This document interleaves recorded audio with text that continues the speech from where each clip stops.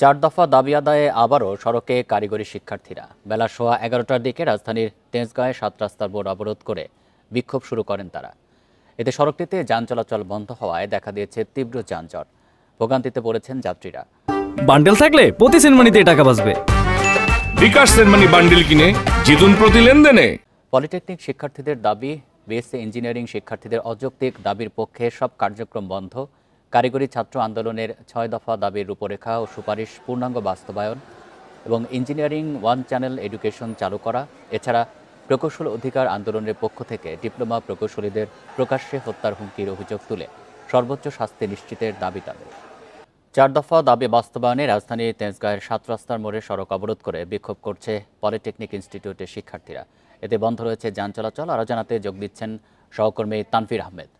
তানভীর, এই মুহূর্তে সেখানকার পরিস্থিতি জানাবেন। যান চলাচল কি এখনো বন্ধ রয়েছে? মানুষের ভোগান্তির চিত্র জানাবেন। দেখুন, ভোগান্তি কিন্তু এখন চরম পর্যায়ে। আমরা এখানে অনেক সাধারণ যারা যাত্রী রয়েছেন, সাধারণ যাত্রীদের সঙ্গে আমরা কথা বলেছি। এরকম কয়েকজন রয়েছে যারা মহাখালী থেকে এই তেজগাঁ পর্যন্ত কিন্তু হেঁটে এসেছেন। অনেকে দূরপাল্লার যাত্রী রয়েছেন, তারাও কিন্তু আসলে অনেক দুর্ভোগে পড়েছেন। ঠিক আমার ডান দিকে ফার্মগেটে যেতে যে মোড়টি রয়েছে, এই মোড়ে প্রচুর যানবাহন কিন্তু এখানে আটকে রয়েছে এবং এর ঠিক হাতিঝিলে ঢুকতে যে মোড়টি রয়েছে, এখানেও অনেক যানবাহন আটকে রয়েছে। আমার ঠিক পেছনে আপনারা দেখতে পাচ্ছেন যে পুলিশ বক্সের পাশে প্রচুর শিক্ষার্থী কিন্তু অবস্থান নিয়েছে। এরা মূলত ঢাকা পলিটেকনিক্যাল ইনস্টিটিউটের শিক্ষার্থী এবং আমরা শিক্ষার্থীদের সঙ্গে কথা বলেছি। তারা যেমনটি বলেছেন যে আজকে কেবলমাত্র শুরু তাদের এই আন্দোলন এবং কেন্দ্রীয়ভাবে তাদের ঘোষণা অনুযায়ী এই আন্দোলনটি কিন্তু পূর্ব ঘোষিত একটি আন্দোলন ছিল। আজ সকাল থেকে তারা এখানে এসে সমবেত হয় এবং আন্দোলন কিন্তু জোরালো হয় ঠিক সকাল 11টার দিকে। সকাল 11:15 থেকে কিন্তু এই রাস্তার এই সড়কের যান চলাচল একেবারে বন্ধ হয়ে যায়।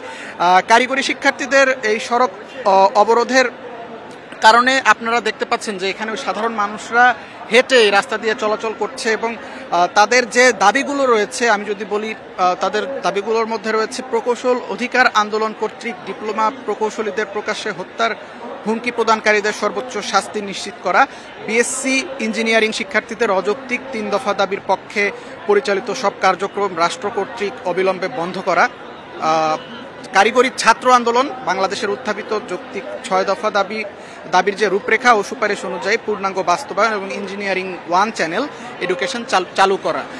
মূলত কিছুদিন সম্প্রতি যে শাহবাগে বুয়েট শিক্ষার্থীরা ডিপ্লোমা ইঞ্জিনিয়ার যারা রয়েছেন, ডিপ্লোমা শিক্ষার্থী যারা রয়েছেন, তাদের বিরুদ্ধে যে আন্দোলন এবং যে দাবিগুলো যে দফাগুলো ঘোষণা করেন, সেই দফাগুলোর বিপরীতে বিরোধিতা করার উদ্দেশ্যেই এই আন্দোলনটি আজকে হচ্ছে। এবং তারা যেমনটি বলেছেন, ডিপ্লোমা শিক্ষার্থীরা যেমনটি আমাকে বলেছেন যে তাদের দাবি দেওয়া যদি যে 4টি দাবি তারা উত্থাপন করেছেন, তাদের উত্থাপিত এই 4টি দাবি যদি মেনে নেওয়া না হয় তাহলে তারা পুরো বাংলাদেশে এই যারা ডিপ্লোমা শিক্ষার্থী রয়েছে তাদেরকে নিয়ে কিন্তু বাংলা ব্লকেট কর্মসূচি ঘোষণা করবে।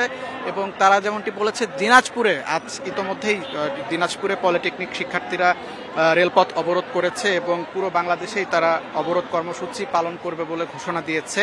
এখানে আমরা দেখতে পাচ্ছি সাধারণ মানুষ অনেক ভোগান্তিতে পড়েছে। স্কুলগামী শিক্ষার্থী যারা রয়েছে, অন্যান্য বিশ্ববিদ্যালয়গামী শিক্ষার্থী যারা রয়েছে, তারা হেঁটে এই রাস্তায় চলাচল করছে। অনেকে মহাখালী হেঁটে ৭ রাস্তা থেকে মহাখালীর দিকে হেঁটে যাচ্ছে, অনেকে ফার্মগেটের দিকে হেঁটে যাচ্ছে। আজকে তারা এই অবরোধ কর্মসূচি আজকে তারা কতক্ষণ চালাবেন?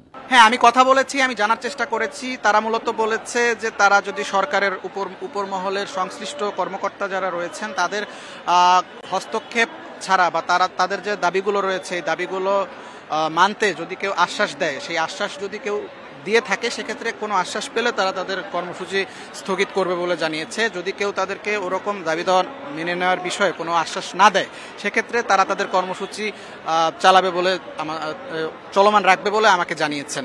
এবং এখানে দেখতে পাচ্ছেন যে প্রচণ্ড গরম এবং তীব্র গরমে রাস্তার দুই পাশেই প্রচুর জনসমাগম দেখা দিয়েছে। সাধারণ মানুষ তারা আসলে কোনোভাবে চলাচল করতে পারছে না, বাধ্য হয়ে স্কুল কলেজগামী মানুষ এবং কর্মজীবী যারা মানুষ রয়েছে, যারা জীবিকার তাগিদে প্রতিদিন ঢাকায় চলাচল করে, তারা আসলে এখন অনেক বেশি ভোগান্তিতে পড়ে হাঁটতে বাধ্য হচ্ছে। তেজগাঁও ৭ রাস্তা থেকে জানাচ্ছেন সহকর্মী তানভীর আহমেদ।